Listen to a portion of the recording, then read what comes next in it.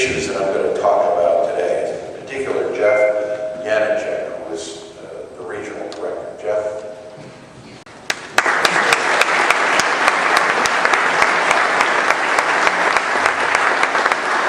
And it's great being here at the Temple for Performing Arts. Refugee crisis, pandemic diseases, climate change, environmental degradation, resource depletion, ethnic and political instability. These are not just the problems of individual nations, they're the problems of an interdependent world. These threats, they're insidious. They may take decades to develop, and they respect no borders. Problems that span time and continents can only be solved through coordinated and cooperative global threats and global efforts. It's called diplomacy.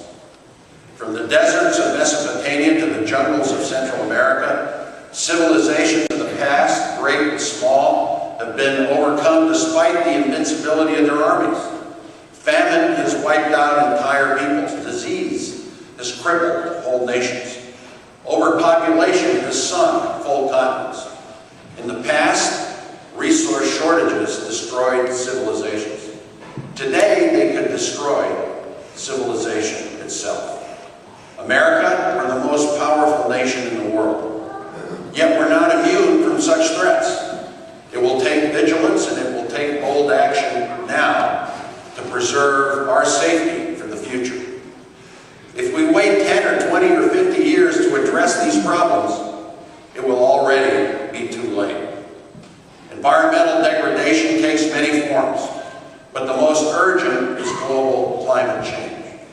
America, in a nation that has long fed the world, with Iowa taking the lead, catastrophically rising temperatures threaten to decimate our farmland.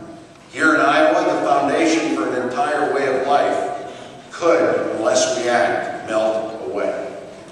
And meanwhile, the destruction of forests continues at an alarming rate. Forests absorb carbon from the atmosphere, could leave up to 1.5 billion people without enough water to survive. Changes in the global distribution of fresh water will cause long-term droughts in some of the world's most fertile food-producing regions. India and China could be devastated. In some poverty-stricken parts of the world, like Somalia, governments have been replaced by warlord gangs. Stability has been given way to chaos and even famine. The West African nation of Ghana was long one of the region's most disproportionately strikes those with the least resources to fight back. More than 1 billion people survive on less than $1 a day. And nearly half of the world's 2 billion children live in poverty. But we cannot comprehend the crushing burden of global poverty through statistics alone. Even in America, I've walked into communities with no access to clean water. We've all seen shamefully inadequate housing, and we know that even in our own country, there are children that go to bed hungry every night. In my travels abroad, I've seen human desperation firsthand. In the Sudan, I've been to camps filled with families who have lost every worldly possession. I was on the ground in Turkey during a terrible earthquake, where I saw impoverished mothers on their knees, digging through rubble for their lost children. I've spent time in Darfur, which today is the best known example of environmental pressures cascading into instability and violence.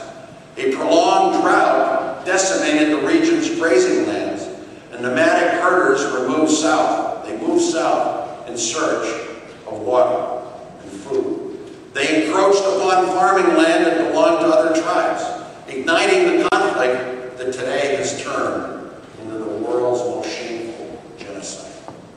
So we urgently need to find the courage and the will to address such crises, not only because we're decent and compassionate people, but because of this inescapable reality. America will never be safe in a world riddled by poverty, by desperation, by hatred, and by violence.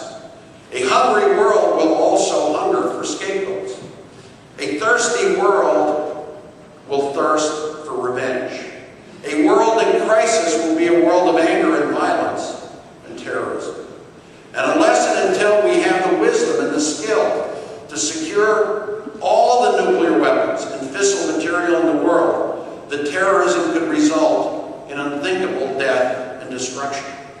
The global community needs leadership that will take the bold steps necessary to address wide-scale poverty, environmental degradation, societal unrest.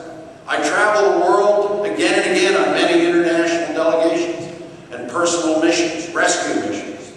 And it has been me, the American